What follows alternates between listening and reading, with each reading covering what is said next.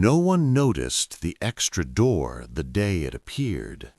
They only noticed how everyone described it differently and how no one came back the same after stepping inside. By the time the staff agreed something was wrong, the hallway had already grown longer. Welcome to Horror Audiobook. This is not a story about a haunted building. This is a story about regret, about the moments you replay when the lights are off and no one is listening. At the end of a quiet hallway in a long-term care facility, a room appears that does not exist on any blueprint, remembered differently by every person who enters it. Some call it merciful, some call it cruel, but all agree on one thing: the room knows why you're there, and before it lets you leave, it makes sure you remember the moment you wish you could erase. Chapter 1. Chapter 1. The Door That Wasn't There Yesterday. The morning routine at Briar Hollow Care Facility never changed. That was the point of it. At exactly 6:30, the lights along the east wing flickered on in a soft yellow sequence meant to imitate dawn. At 6:45, the smell of overbrewed coffee seeped from the staff kitchen and settled into the hallways like a second coat of paint. At 7 sharp, the first medication carts began their slow procession, wheels squeaking faintly, pill cups rattling like nervous teeth. Routine kept the residents calm. Routine kept the staff sane.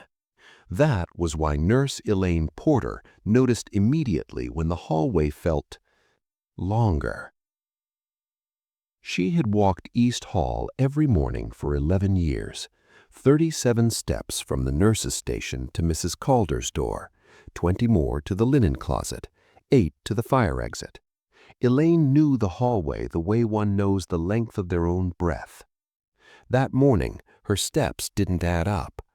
She slowed near the end of the corridor, brow tightening, eyes drifting forward. The beige walls stretched on past where the fire exit should have been. The floor tiles continued in their neat, identical pattern, uninterrupted. No alarm, no door, just more hallway. And at the very end of it, a door. Elaine stopped, heart ticking louder in her ears than it should have. The fire exit was gone. She blinked, once, twice. The hallway snapped back to normal, fire exit intact, no extra door, no extension, 37 steps exactly. Elaine exhaled and laughed under her breath, the sound thin and forced. "Too early," she murmured. By noon, 3 residents had asked about the door. Mrs. Calder mentioned it first, her voice light, almost cheerful, as Elaine helped her into her wheelchair. "Are they finally opening it?" the old woman asked. "Opening what?" Elaine asked, adjusting the footrests. "The room at the end," said the old woman. "It's been waiting." Elaine smiled the way nurses are trained to smile, warm, dismissive, careful not to correct too sharply. "There's no room at the end of the hall, Mrs. Calder." The old woman frowned. "There is today." By mid-afternoon, Mr. Hensley refused to leave his bed. "I'm not ready," he kept saying, staring past the doorframe of his room. "I still hear her crying." "What room are you talking about?" the attending physician asked gently. "The last one," Hensley whispered, "the one that smells of antiseptic and burnt toast." The doctor noted confusion, anxiety, age-related regression. By dinner, the phrase, "the door at the end," had been spoken 6 times by 6 different residents. Each description conflicted with the last. One claimed the door was white, another swore it was red. One insisted it was always open, another said it knocked back. Only the staff noticed the pattern underneath. Every resident who mentioned the door grew quieter afterward. Not calmer, quieter, as if something had been removed. That evening, the head nurse called a brief staff meeting. The word hallucination was used more than once. Stress, shared suggestion, memory overlap in institutional settings. Nothing unusual, nothing dangerous. Elaine listened and nodded and said nothing, because she had walked the hallway again at 4:27 p.m., and it had been longer. This time she didn't blink it away. She stood halfway down East Hall, watching the walls stretch like a held breath. The lights above hummed faintly, dimming the farther they went. At the end stood the door, closer now, more solid. Elaine took one step forward. The air changed. It smelled wrong, not decay, not mold, something sharper, clean and painful, the scent of hospitals and endings. Her chest tightened, uninvited memories stirring, white sheets, beeping machines, a voice on a phone line going quiet. She stepped back. The hallway returned to normal. Elaine didn't report it. She told herself what professionals tell themselves when reality doesn't cooperate. Buildings don't grow new rooms, but memories do. That phrase comforted her. It sounded scientific, rational. That night, Mrs. Calder went missing for 43 minutes. They found her standing at the fire exit, hands folded, eyes dry. "Did you see it?" she asked Elaine softly when escorted back to her room. "See what?" "The kitchen," Mrs. Calder said, "the way it used to be before I left the stove on." Elaine froze. Mrs. Calder smiled, small and sad. "It forgave me," she whispered, "but it kept the sound." "What sound?" "The screaming, mine." Later, reviewing security footage, the staff found something odd. At exactly 7:12 p.m., the camera at the end of East Hall glitched for 9 seconds. When it resumed, the fire exit was gone. In its place stood a door no one remembered installing. And just before the footage cut again, the handle turned from the inside. Chapter 2. Chapter 2. Everyone describes the room differently. By the second day, the door had become a conversation. Not an official one, nothing written down, nothing spoken during staff meetings or shift changes. It lived in the spaces between sentences, in lowered voices and half-finished thoughts, a pause before a nurse answered a question, a glance down the hallway that lingered a second too long. The door did not appear on demand. It revealed itself the way a thought does, unexpected, unwanted, already fully formed. The first formal account came from Mrs. Lenora Whitfield, age 87, diagnosed with moderate cognitive decline, but known among the staff for her meticulous memory of the past. She asked to speak with the night orderly just after midnight, her voice steady, her posture unusually straight. "I went into the room," she said. The orderly, a young man barely 6 months into the job, froze with one hand on the medication cart. "What room, Mrs. Whitfield?" "The last one, at the end of the hall. It smelled like lemon cleaner and warm bread." Administration later insisted she had wandered into the unused physical therapy suite, but when asked to describe what she saw, Mrs. Whitfield shook her head slowly. "No," she said, "it wasn't that room." She described a small kitchen, narrow and sunlit, with yellow curtains fluttering in a window that looked out onto nothing, a wooden table with one chair pulled back, a kettle screaming softly on the stove. "I was young again, and late." She paused, fingers tightening around the blanket. "I always chose work. That was my talent, choosing wrong." When asked what happened next, she said only this: "It let me sit down. It did not let me stay." An hour later, Mr. Douglas Reed told a different story. Mr. Reed had once been a surgeon. His hands still trembled as if remembering precision they no longer possessed. He was found standing barefoot at the end of East Hall, staring at the door as though it might accuse him. "I know that place. I built my life there." Inside the room, he claimed, was a hospital ward, white, immaculate, cruel in its order. Machines hummed in perfect rhythm. A single bed stood at the center, occupied by a patient he refused to name.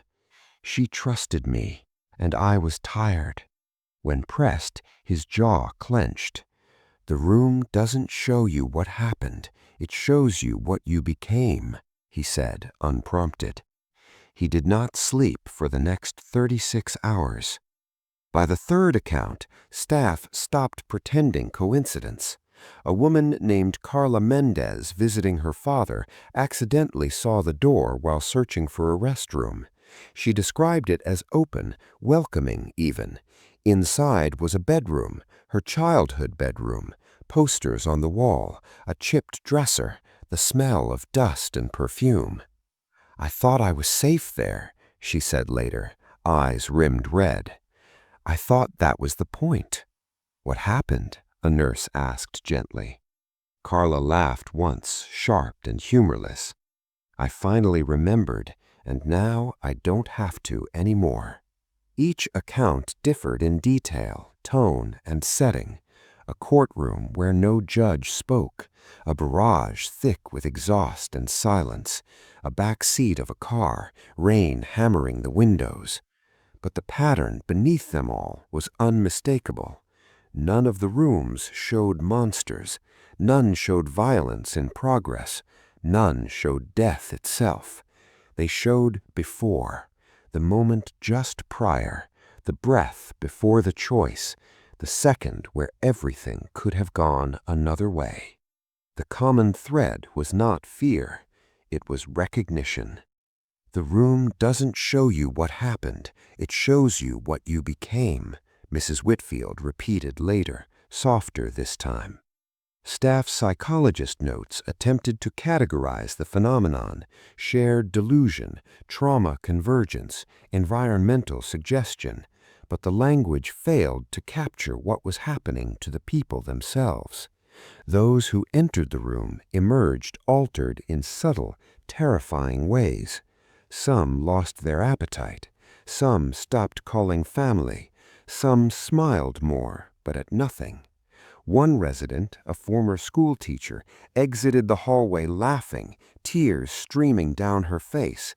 "I finally remembered, and now I don't have to anymore." By evening, the hallway itself seemed to react. Light dimmed closer to the end. Sound softened as if absorbed by the walls. Conversations there felt inappropriate, too loud, like laughter at a funeral. Elaine Porter avoided the hallway entirely. She told herself she was being professional, that her job was care, not curiosity, that she had no business confronting a door that fed on regret.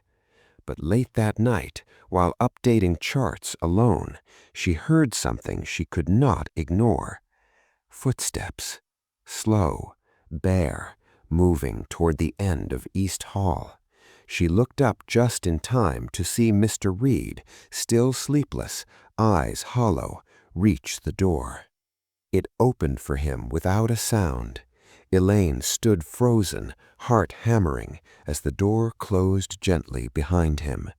This time it did not reopen. The hallway seemed to stretch just slightly, as if making room. Chapter 3. Chapter 3. The Ones Who Go In Quietly. The visits began after midnight. That was when Briar Hollow was at its most vulnerable, when the televisions were muted, the nurses' station dimmed to a single lamp, and the building exhaled into something almost peaceful. The residents slept unevenly, drifting in and out of dreams that smelled like old paper and distant rain. And some of them got up. No alarms were triggered, no shouts echoed down the halls. The cameras caught only fragments: a slippered foot crossing tile, a hand trailing along the wall for balance, a figure turning a corner and vanishing where the hallway should have ended. They went in quietly. Mrs. Calder was the first Elaine noticed missing during the night shift. Her bed was empty, blankets folded back with care. Not abandoned, prepared. Elaine found her an hour later, seated in her wheelchair outside her room, posture relaxed, eyes clear. "You sleepwalked," Elaine said, trying to keep her voice light. "No, dear, I visited." Elaine swallowed. "The door?" "Yes," Mrs. Calder said. "It looked like my living room this time, the one with the blue couch, before the stain." She patted Elaine's hand gently, as if comforting her. "It let me sit," she said. "That's all I needed." Mrs. Calder slept through breakfast the next morning. When she woke, she asked for tea and hummed while she drank it. She did not mention the door again. Others followed. Mr. Talbot, who had not spoken since his stroke, was seen walking unassisted at 2 in the morning. He returned to his room an hour later, sat on his bed, and cried soundlessly until dawn. When questioned, he shook his head once hard and refused all therapy afterward. A woman named Joyce entered the hallway laughing softly, calling someone's name under her breath. She returned pale, hands trembling, whispering only, "I forgot how small it was." Some came back lighter. Some came back broken. Elaine began to notice the pattern in their faces before she noticed it in the logs. Those who emerged calm carried a hollowness behind their eyes, like a room recently emptied. Those who returned shaken looked fuller somehow, burdened, heavier, as if something had been placed inside them instead. Comfort, Elaine realized, was not the same as forgiveness. The repetition of the phrase lodged in her mind uninvited, looping with every shift change. Comfort is not the same as forgiveness. The door did not call loudly. It did not need to. It waited. Those who approached it did so the way one approaches a familiar street in a dream, uncertain but drawn by the certainty that something important was there. One night, Elaine followed at a distance. She told herself she was monitoring, observing, doing her job. The resident was a man named Arthur Bell, a former accountant with a soft voice and a habit of apologizing for taking up space. He moved slowly down East Hall, one hand brushing the wall, his other clutching a folded photograph. The hallway extended without resistance. The door waited. Arthur paused before it, forehead resting briefly against the wood. "I just want to explain," he whispered. The door opened. Elaine did not see what was inside. She only smelled it. Paper and ink, the faint metallic tang of coins, a place of numbers, ledgers, final columns. Arthur stepped in. The door closed. Elaine waited. Seconds stretched, then minutes. When the door opened again, Arthur Bell stepped out, alone. His shoulders were straighter, his breathing steady. He did not look at Elaine as he passed her, walking calmly back toward his room. The photograph was gone. Arthur died 2 days later in his sleep. The doctor called it peaceful. The night after that, a woman named Margaret went in and did not come out until morning. When she emerged, she did not speak, not to staff, not to her daughter on the phone, not even to herself. She sat in her room, staring at her hands, lips pressed thin. Elaine tried once. "What did you see?" she asked gently. Margaret looked up, eyes wet but burning with clarity. "A choice," she said, and then the bill. The administration finally locked off East Hall. They posted signs, redirected residents, added temporary barriers that looked convincing enough in daylight. At night, the hallway ignored them. The door continued to appear, and the visits continued. And each time someone entered, the building seemed to settle deeper into itself, as if absorbing the weight of their confessions. Elaine began to dream of the hallway. In her dreams, it was endless. The door multiplied, each one slightly ajar, each one whispering a version of her name. She woke every time with the same phrase on her tongue. Comfort is not the same as forgiveness. On the fifth night, Elaine found herself standing at the edge of East Hall without remembering how she got there. The door was open. Inside, something waited. She took a step back. The hallway creaked softly, like a disappointed thing. Behind her, footsteps approached, slow, deliberate, familiar. Elaine turned to see another resident heading toward the door. She did not stop them. She only watched and wondered with a growing, terrible certainty whether the room would ever decide it was her turn. Chapter 4. Chapter 4. The First Person Who Doesn't Come Back. Morning changed the rules. Night had allowed the door its privacy, soft footsteps, whispered confessions, visits that could be dismissed as dreams. But daylight stripped Briar Hollow of excuses. Fluorescent lights hummed awake, carts rolled, clipboards filled. The building returned to its practiced illusion of order, and the door stayed. It stood at the end of East Hall at 7:43 a.m., solid and undeniable, its dark wood catching the light like an old bruise. No flicker, no stretch of hallway this time, just a door where the fire exit had been. Elaine Porter saw it during morning rounds. She stopped so abruptly that the nurse behind her nearly collided with her back. "Maintenance finally replaced that?" the younger nurse asked, squinting. Elaine didn't answer. Her throat felt tight, the way it had the morning she'd signed consent forms she hadn't wanted to read. The door looked ordinary. That was the problem. It did not hum or breathe or bleed through the seams. It simply waited, patient as a confession. "Mark it," Elaine said finally. "I'll call it in." They never got the chance. Mr. Samuel Crow appeared at the far end of the hallway, shuffling forward with careful steps. He was 79, thin as a folded receipt, known for his morning habit of counting tiles as he walked. Numbers calmed him. Patterns did too. He stopped in front of the door. Elaine called his name. "Mr. Crow, please step back." He turned, blinking, surprised to see them there at all. "Oh," he said pleasantly, "I thought this was the exit." Elaine moved toward him, slow, palms open. "There's been a mistake. Let's go back to your room." Mr. Crow nodded, then looked back at the door. "No," he said, voice gentle but firm. "This is where I need to be." Before Elaine could reach him, Mr. Crow grasped the handle. The door opened inward. Elaine caught a glimpse, just a sliver, before the door closed again.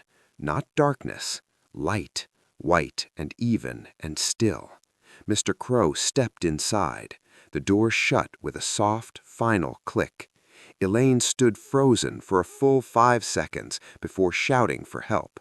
Security arrived. Administration followed. Maintenance came with tools and paperwork and confidence that dissolved the moment they tried the handle. The door opened easily for them, and beyond it, nothing. No room, no walls, no floor, just a shallow alcove no deeper than a closet, unfinished drywall and exposed studs, lit by the same buzzing fluorescent lights as the hallway. The smell was wrong, fresh paint and dust, not the layered memories others had described. Mr. Crow was gone. They searched the building, they checked the cameras, they reviewed footage frame by frame. At 7:44 a.m., Mr. Crow entered the door. At 7:45, the camera glitched. At 7:45 and 6 seconds, the door reopened. Empty. No Mr. Crow exiting, no indication he had ever been there at all. The police arrived before noon. They asked questions that went nowhere. Dementia, wandering, possible elopement. The door was photographed, measured, inspected. It was real. It led nowhere. By late afternoon, they sealed East Hall entirely. The door remained visible through the glass barrier. Elaine watched it from the nurse's station, arms wrapped around herself. Absence, she realized, was the loudest confession. That night the residents whispered. Some cried. Some slept for the first time in days. Mrs. Calder asked for tea and drank it slowly. "He stayed," she said calmly. "That's why he didn't come back." "Stayed where?" Elaine asked, though she already knew the answer would hurt. "In the before," Mrs. Calder replied. "He always wanted more time." At midnight, Elaine stood alone in East Hall, keys heavy in her pocket. The door was open. Inside was nothing. Unfinished walls, cold air, the echo of her own breathing. She stepped closer. For just a moment, she thought she heard counting. 1, 2, 3. She backed away. Behind her, the hallway lights flickered. When Elaine looked again, the door had closed, and someone, something, was on the other side, waiting. Chapter 5. Chapter 5. The room begins choosing. After Mr. Crow disappeared, the door stopped behaving like a mistake. It began behaving like a decision. East Hall remained sealed during the day. Maintenance claimed the door had been removed entirely, replaced with a temporary wall, painted to match. On paper, the hallway ended where it always had. According to official records, there was nothing unusual left to investigate. But at night, the door returned. Not every night, not for everyone. It appeared selectively, like a thought surfacing only when the mind grew quiet enough to hear it. Elaine noticed who didn't see it. Residents with shallow sleep but shallow histories walked past the end of the hall without pause. New arrivals, those still numb, still unburdened, never mentioned it.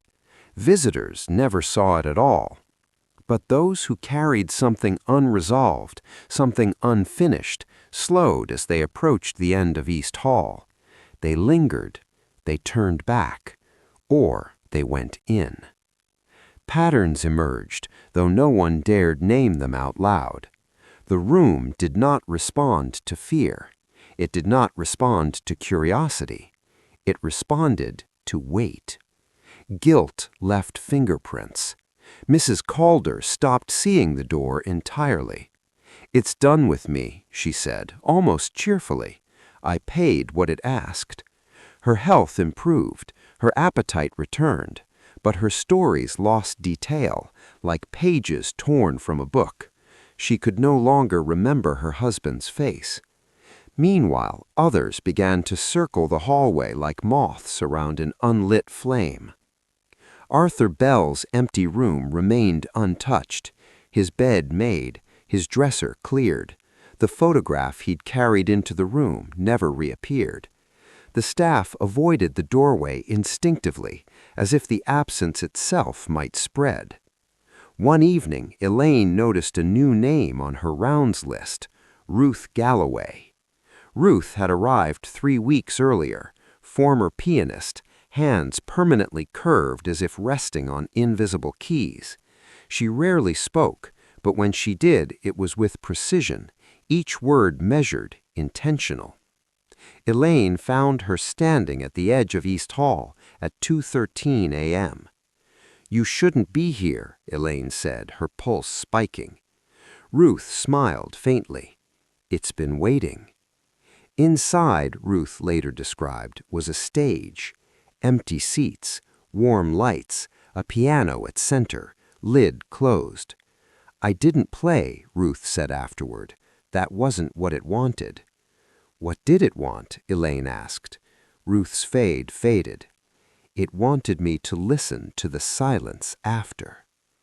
Ruth did not return the next night, or the night after that. By the end of the week, the room had claimed 5 more visits, only 3 returns. Each disappearance followed the same pattern, a resident burdened by a single defining regret. A quiet walk toward the end of East Hall, a door opening without sound, and then nothing. Elaine began keeping her own list, not official, not shared. Names, histories, the moment their eyes changed. The room was choosing, and it was efficient. Those who entered seeking relief sometimes found it at a cost. Those who entered seeking absolution never returned. Regret is a key, Mrs. Calder said one night, her voice drifting through the dark, and some doors only open once. Elaine dreamed less now. Sleep came in fragments, shallow and restless.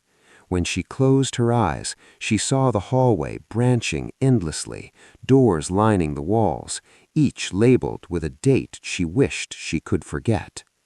One night, she heard her own name spoken softly from the end of the hall. She did not turn around. The following morning, administration announced plans to relocate residents from East Hall permanently. Families were notified, transfers arranged, explanations rehearsed. The room listened. That night, the hallway was longer than ever before. Elaine stood at its edge, watching residents pass without seeing the door at all, while others slowed, drawn forward by something older than fear. The room did not rush. It had learned patience. And Elaine, standing safely outside its reach, understood something with sudden clarity. The room did not hunt. It waited for you to bring the key yourself. Chapter 6. Chapter 6. What the room takes, not what it shows. The people who came back were never the same. That much had become impossible to deny. In the early days, staff searched for visible damage, bruises, confusion, panic, evidence of trauma that could be written into reports and explained away. But the room was not violent. It left no marks. It raised no voices.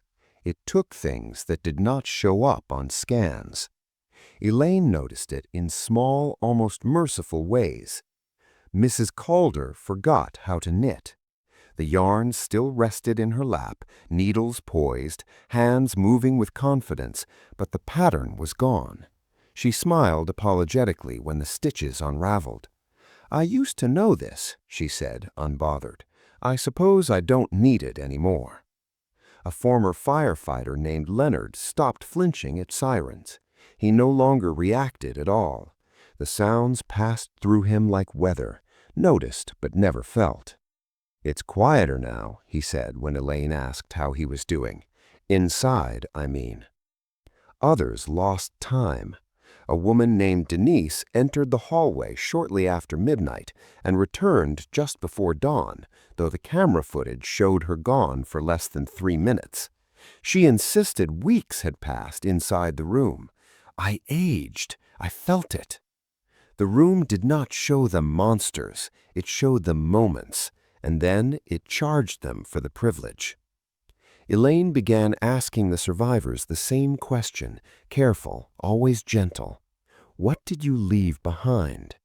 At first, no one understood what she meant. Then the answers came. "My anger," one man said, surprised by his own words. "I don't remember why I was so angry anymore." "My son's voice," another admitted, horrified. "I know he existed. I just can't hear him." A woman stared at Elaine for a long time before answering. "My name," she said finally. "I know it used to fit better." The repetition phrase spread through the staff like a private prayer. You don't leave the room whole. You leave lighter. Some residents welcomed the lightness. They walked straighter, slept deeper, accepted meals with quiet gratitude. The burden that had bent them for decades was simply gone. But something else was missing too.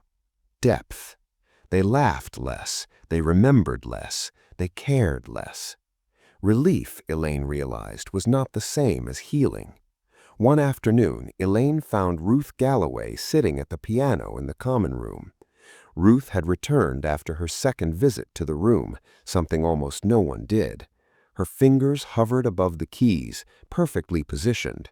She did not play. "I can't hear it anymore," Ruth said softly. "Hear what?" "The reason," Ruth replied, "the reason I ever loved it." Ruth's hands dropped to her lap. "They took that," she said without bitterness. "They said it was too heavy." Elaine felt a chill crawl up her spine. "Who said?" she asked. Ruth smiled faintly. "The room doesn't speak, it balances." That night, Elaine reviewed footage alone. She watched survivors enter and exit the door frame by frame. She noticed something she had missed before, not in the people, but in the room itself. Each time someone entered, the interior appeared rich, detailed, alive.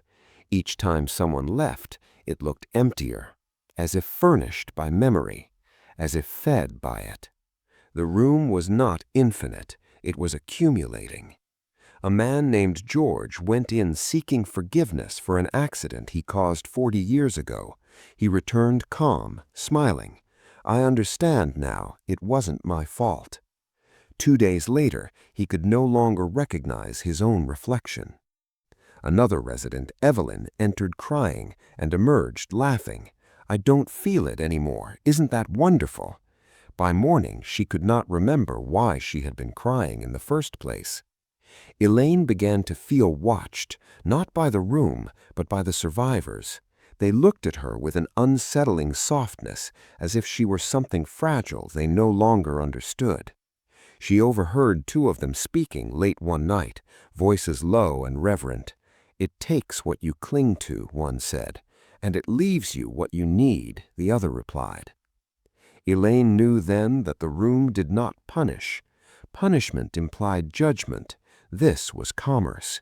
You entered with regret, you paid with something precious, and if the balance satisfied the room, you were allowed to leave. Elaine stood at the end of East Hall just before dawn, staring at the closed door. She imagined what it might take from her. A face, a moment, a choice she had replayed so often it had worn a groove in her mind. Her heart slowed, then raced again at the thought. Behind her, footsteps approached. Another resident, another payment. Elaine stepped aside. The door opened, and the room, fuller than before, waited to be fed. Chapter 7. Chapter 7. The staff finally enter together. By the time the decision was made, no one believed it would help. Documentation had failed, barriers had failed, denial had failed most spectacularly of all. The door continued to appear when it wished, to those it wished, and it continued to take payment without receipt or explanation. So the staff decided to enter together. Not bravado, procedure. 4 of them volunteered, though volunteered was a generous word. Elaine Porter was among them, along with the head nurse, a maintenance supervisor, and Dr. Harris from administration. They told themselves that numbers meant safety, that observation required proximity, that if they went in together, whatever was happening could be witnessed, recorded, controlled. The hallway waited. At 3:17 a.m., East Hall extended with quiet inevitability. The door stood at the end, closed, its surface smooth and unremarkable. No humming, no smell, no invitation. Elaine felt her heart slow in a way that frightened her more than panic ever could. "Stay together," Dr. Harris said, "no matter what." They agreed. The door opened. They stepped through as one, and immediately they were no longer together. Elaine stood in a narrow kitchen flooded with late afternoon light. Dust motes drifted lazily in the air. A kettle sat cold on the stove. The smell of burnt coffee lingered faintly, familiar and cruel. She knew this place. Not the room itself, but the moment it represented. Behind her, she heard voices shouting, overlapping, panicked. "Where did you go? This isn't the hallway. Is this some kind of trick?" Elaine turned and saw none of them. Yet she could hear them. Dr. Harris was somewhere nearby, his voice echoing strangely, insisting this was a storage room, unfinished and empty. The maintenance supervisor cursed loudly, demanding to know who had redecorated his childhood garage. The head nurse sobbed quietly, repeating a single name Elaine did not recognize. Each voice came from a different direction. Each voice sounded convinced. Elaine moved forward instinctively, and the kitchen shifted subtly, not changing shape, but focus. Her attention was drawn to the table, a single chair pulled back. She did not sit. She remembered the repetition phrase too clearly for that. Truth collapses when guilt is shared. The room wanted them divided. Elaine called out louder this time. "Describe what you see. Don't interpret it, just say it." There was a pause, then answers, fragmented, contradictory. "A hospital corridor, white, too clean. A courtroom, I'm standing alone. A bedroom, someone's crying." Elaine closed her eyes. The room was not malfunctioning. It was responding. Each of them had brought their own weight inside. Together, those weights collided. The walls between their versions of the room began to thin. Elaine saw it first, not visually, but emotionally. A pressure, a compression, as if incompatible truths were being forced into the same space. The air grew heavy. The answers sharpened. Dr. Harris began shouting now, anger bleeding through control. "This isn't real. None of this is real." "No," she said, though she wasn't sure if he could hear her. "It's just honest." The kitchen lights flickered. For a moment, just one, Elaine saw through the room. She glimpsed overlapping spaces, a courtroom bench bleeding into a hospital bed, a garage door opening onto a bedroom window, all layered impossibly, crushing inward. The room was trying to reconcile them. It could not. Someone screamed. The scream cut off abruptly, replaced by laughter, high, hysterical, unfamiliar. Elaine felt something pull at her chest, not pain, but pressure, as if the room were testing her weight, measuring what she had brought. She thought of the phone call she never returned, the shift she traded away, the morning she chose routine over listening. The room responded by growing warmer, closer. Elaine backed away. "No," she whispered, "not together." As if in answer, the room lurched. The voices collapsed into silence. Elaine found herself standing once more at the threshold. The hallway lay beyond, normal, beige, humming softly. The others stumbled out around her. Dr. Harris fell to his knees, retching. The maintenance supervisor stared at his hands, flexing them as if unsure they belonged to him. The head nurse wept openly, whispering apologies to no one. They had all exited, but none of them were intact. Later, hours later, though it felt like days, they compared notes. None of their accounts matched, none aligned. Each insisted the others were mistaken, exaggerating, projecting. Trust fractured instantly. Truth collapsed entirely. That was the room's final lesson. It could be faced alone. It could be bargained with alone. But guilt shared became volatile. Elaine stood at the end of East Hall that night, watching the door close itself gently. She understood now. The room was not meant for witnesses, and if they tried again, together, the room would not let them leave at all. Chapter 8. Chapter 8. The hallway refuses to end. The hallway began to stretch on a Tuesday. Not suddenly, not dramatically. It lengthened the way shadows do, increment by increment, unnoticed until it was impossible to ignore. Elaine discovered it during the late shift, pushing an empty wheelchair back toward storage. She reached the spot where the turn should have been, where the wall always cut left toward the elevators. It didn't. The beige corridor continued straight ahead, tiles repeating with mechanical patience. The overhead lights dimmed gradually, each one slightly farther apart than the last, as if conserving energy for something deeper inside. Elaine stopped. She counted her breaths. Then she took another step forward. The air changed immediately. Cooler, thinner. It carried a faint smell of dust and old paper, like a closed archive disturbed after years of silence. Behind her, the nurse's station felt impossibly far away. Elaine turned back. It was still there, but smaller, compressed. The sound of distant voices reached her a second too late, delayed, distorted. She swallowed and whispered the phrase she had begun repeating without realizing it. The longer you avoid regret, the farther it moves away. She stepped backward. The hallway did not shorten. Administration insisted nothing was wrong. Measurements taken during daylight showed normal dimensions. Fire inspectors signed off. Cameras displayed the usual angles. But time had begun to slip.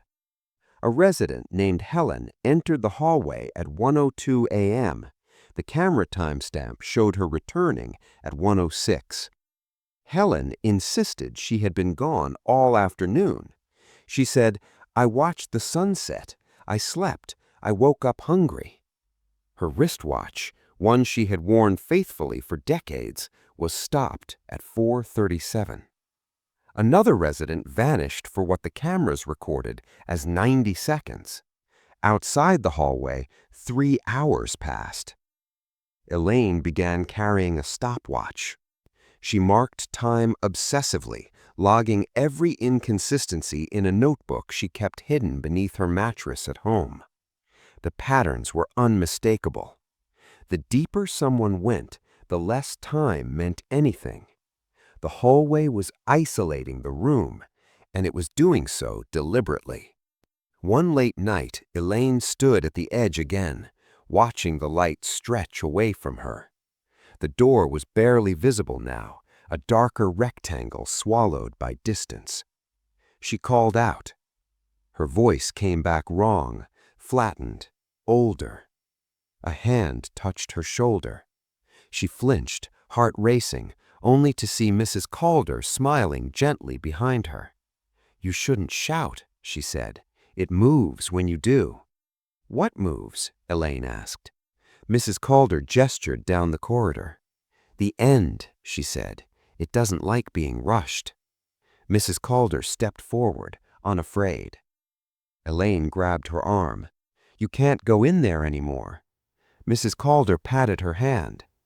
"I don't see the door anymore," she said softly. "I see the distance."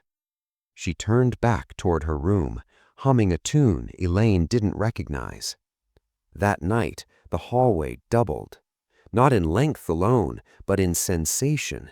The farther it stretched, the quieter the building became. Sounds from outside, the call bells, the carts, the hum of vents, faded into a dull, unreachable murmur. The room at the end seemed to recede as Elaine approached it, maintaining the same apparent distance no matter how many steps she took. A paradox made physical. The hallway ended abruptly at the cracked door, and beyond it, the illusion of choice. Elaine took 10 steps. Her legs burned, her watch ticked steadily. Behind her, unseen, hours passed. She stopped when she felt it, a pressure in her chest, not pain, not fear, recognition. The hallway was not a path, it was a consequence. Each step forward demanded something, attention, intention, memory. Elaine felt her thoughts thinning, details slipping through the cracks. The names of residents she loved blurred at the edges. She turned back. The nurse's station was a pinpoint of light now, impossibly distant. Panic fluttered, sharp and sudden. Elaine ran. Her footsteps echoed wrong, too many, too fast, overlapping themselves. The lights flickered violently. For a moment she thought the hallway was multiplying, branching into choices she did not want to make. Then, a hand caught her sleeve. She gasped and spun around. It was Dr. Harris, face pale, eyes ringed with exhaustion. "You felt it too," he said. It wasn't a question. Elaine nodded, breathless. "It stretches when you hesitate," he whispered. "I think it feeds on delay."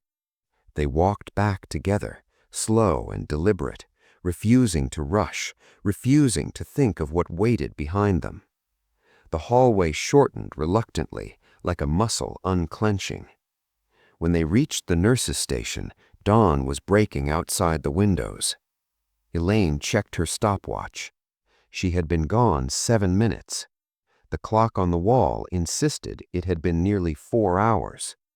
Dr. Harris laughed softly, a sound too close to tears. "The longer you avoid regret," he said, voice breaking, "the farther it moves away." Elaine looked back down East Hall. The door was barely visible now, but she knew. It wasn't retreating. It was giving them time. And time, she had learned, was the most dangerous thing the room could offer. Chapter 8. Chapter 9. The Room That Decides You're Finished. By the time Eleanor Pike asked to be taken to East Hall, everyone already knew what would happen. Eleanor was 92, sharp, exact. She corrected staff on dates, on names, on the way words were used improperly. She had arrived at Briar Hollow only a month earlier, carrying a single suitcase and a reputation for being difficult. Elaine liked her immediately. Eleanor did not wander, she did not forget, and she did not pretend. "I want to go in," Eleanor said one morning, hands folded neatly in her lap. "I don't want it to decide for me." Elaine tried every deflection she knew: procedure, safety, timing, fatigue. Eleanor listened patiently, then smiled. "I'm not afraid," she said. "I'm unfinished." That night the hallway was mercifully short. The door waited, neither open nor closed, as if undecided. Elaine wheeled Eleanor to the threshold and stopped. "This isn't about forgiveness," Elaine said quietly. "It doesn't give that." Eleanor nodded. "I know. What are you hoping for?" Eleanor considered this. "Absolution," she said, "or clarity. I'll accept either." Elaine did not follow her inside. The door closed with the gentlest sound yet. Inside, Eleanor later described, though only briefly, was a small study, a desk, a window looking out on a winter afternoon that never ended. On the desk lay a single photograph, Eleanor as a young woman, standing beside a man whose face she refused to describe. The room spoke then, not with words, with options. She could relive it. Every detail, every choice, every justification. She could step back into the moment that defined her life and walk it again, knowing exactly where it led. Or else. She could remain, not trapped, not punished, preserved. A life paused at the point before regret curdled into memory. Eleanor laughed softly. So that's it. Edit or erase? The room waited. When the door opened again, Elaine looked up in surprise. Eleanor rolled herself back into the hallway. She looked smaller somehow, lighter, but her eyes were clear. I chose to leave, Eleanor said. Elaine exhaled shakily. What did it take? Eleanor thought for a moment. My certainty. I don't know anymore if I was right. Eleanor lived for another week. During that week, Eleanor told stories Elaine had never heard, of places she'd never mentioned, of people whose names meant nothing now. Some details contradicted each other. Some stories ended abruptly, as if the ending had been removed. On the 7th night, Eleanor went back on her own. This time the hallway stretched. The door waited at a distance that felt intentional. Elaine found Eleanor standing before it, hands resting on the armrests of her chair, posture calm. You came back, Elaine said. Eleanor nodded. I thought I could live without the ending. I was wrong. Elaine knelt in front of her. You don't have to go in. Eleanor smiled, tired but sincere. I do, she said. Some stories aren't meant to stay open. The door opened wider than Elaine had ever seen it. Inside was the study again, but the photograph was gone. The desk was bare. The room had simplified itself. Eleanor crossed the threshold without hesitation. This time, the door did not close. Elaine waited. Minutes passed, then hours. The room beyond appeared empty. No study, no window, no furniture. Just light. Flat, even, ended. Eleanor did not return. In the morning, her room was already cleared, her name removed from the board, as if she had never been there at all. Mrs. Calder watched the sunrise from the common room window and nodded to herself. It's not cruel, it's just done. Elaine understood then. The room was not evil. Evil delighted in suffering. The room offered something far worse, finality. It did not want pain, it wanted conclusions, and not everyone was meant to leave with their story intact. That night, Elaine stood alone at the edge of East Hall. The door was closer now, waiting for the one person who had avoided it longest.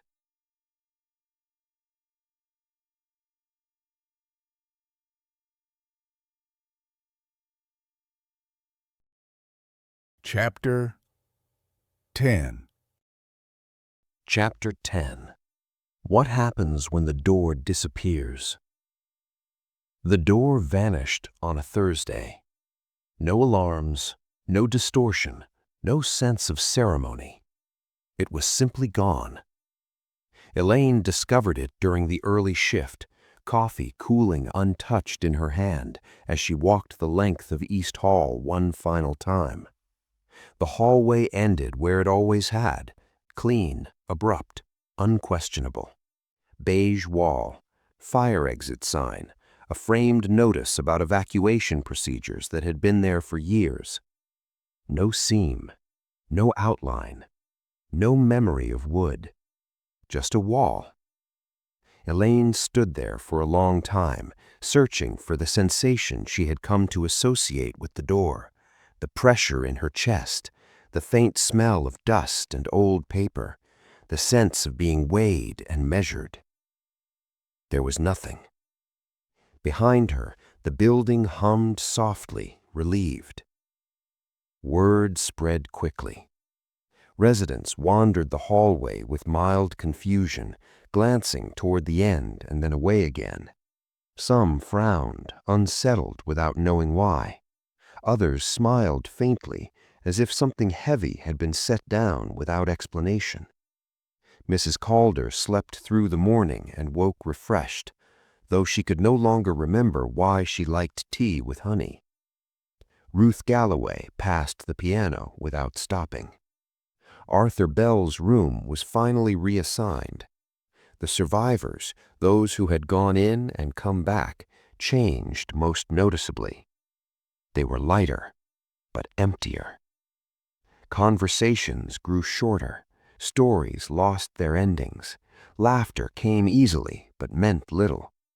They moved through their days with a serene indifference that unsettled the staff far more than panic ever had. Relief, Elaine realized, had hollowed them out. The staff struggled in quieter ways. Dr. Harris resigned without explanation. The head nurse took extended leave. Maintenance replaced the hallway tiles, repainted the walls, erased every physical trace of the extension. But no one touched Elaine's notebook. She stopped writing the night the door disappeared. There was nothing left to track. No more distortions, no more missing minutes, no more residents wandering towards something they couldn't name. Life resumed. That was the frightening part. Weeks passed, then months.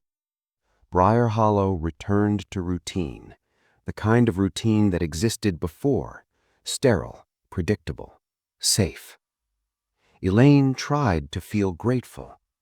Instead, she felt watched. Not by the hallway, by absence. One evening, as she helped a new resident settle in, a man barely 60, eyes tired in a way that suggested unfinished business, he paused near the end of East Hall. "Did there used to be something here?" he asked casually. Elaine's heart skipped. "No," she said too quickly. "Why?" He shrugged. "Just felt like I missed it." That night, Elaine dreamed of doors appearing in unlikely places. A bathroom stall, the back of a bus, a hallway at her childhood home that led somewhere it never had before.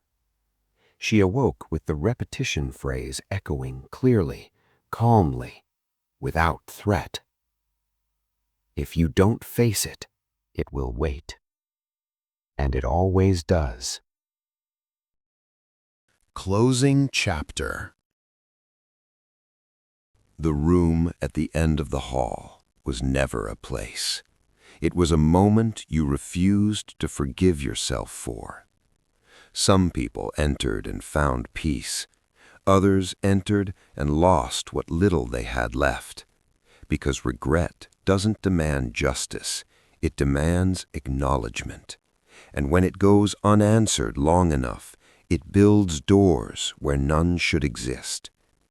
If you're listening to this and thinking about a moment you avoid, a choice you rewrite in your head, a silence that still weighs on you, remember this.